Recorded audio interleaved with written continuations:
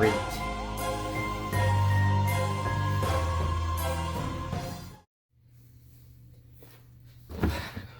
Well, back from the dead. I got a lot of catching up to do.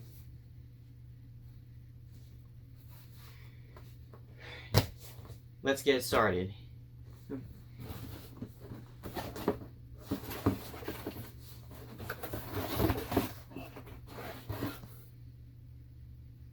So that's where those went. Nintendo Labo, proving that the human race was a mistake. Released in 2018, this was supposed to be the next big thing with Nintendo, but it ended up becoming more forgotten than my life. And I didn't write this as a joke, I actually got all 5 sets for free, including the game. But even for free, I still feel ripped off. So taking a look at the game, and I'm already irritated, since the end label has a black spine instead of the red one like a normal one, and if the cartridge art is colorful, why isn't the front cover the same as well? Also, it looks like someone shot it, but I don't think that relates to anything. Now usually you would have to make and fold these yourselves, but since I got this used, I get the easy way out. First up is the RC card, and the game says I need a flat surface, so this is the closest thing I have to a table. You take this cardboard box and slide the 2 Joy-Cons in, and the screen moves the thing left and right with the vibrations on the controller. And if you open it up, there's actually a camera inside. I didn't say it was good, I just said it was there. You can also increase and decrease the vibration sensitivity, but they don't really do anything as far as I know. But hey, out of all 5 of the things we will see today, this is by far the best one. Next up is fishing, and the game tells us to secure the screen with the top section here, but as you can see it doesn't reach, so that was a lie. You slide the controller on the side and the other on the bottom, which is a real pain since it keeps slipping out when playing. So with this being a fishing rod, you would think you would actually throw it out like a real rod. But no, you have to unreel it into the water in order to fish. I mean, instead of feeling like you're fishing, this just feels like you're fishing in your bathtub. I got a Twinkie! There's this little clicker here that makes a clicking noise every time you reel and unreel, but since it's cardboard I feel like it's gonna break every time I reel in. I feel like this thing's gonna snap any minute. So that's basically fishing for you. Oh, but wait, there's an aquarium feature that lets you see the fish that you caught. And this feature on the bottom right here lets you use the piano. Oh, and spoilers, it's a piano. Okay, so it says we need to put a piece of cardboard into the slot and push the button.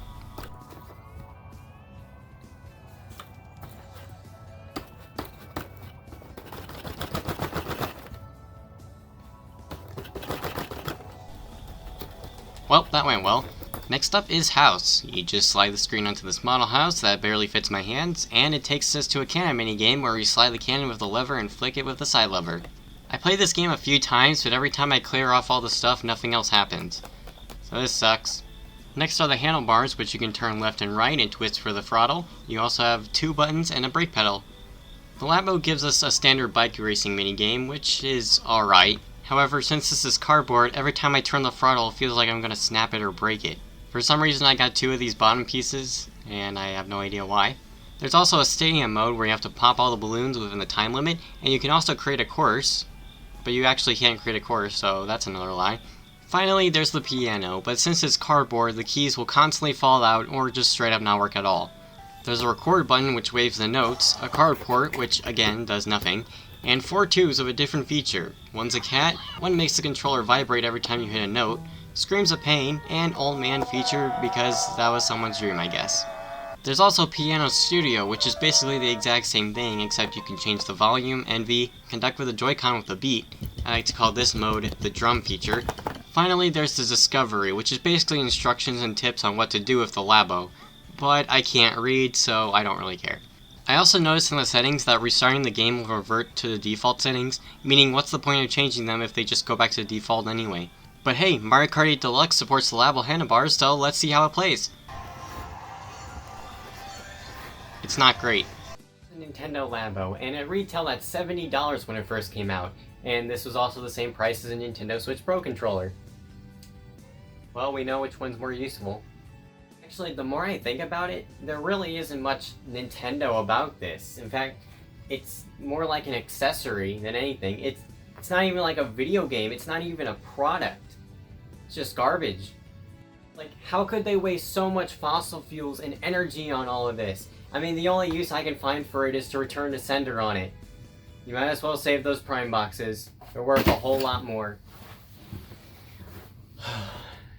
But I'm not done, am I? No. There is something that I've feared since the beginning.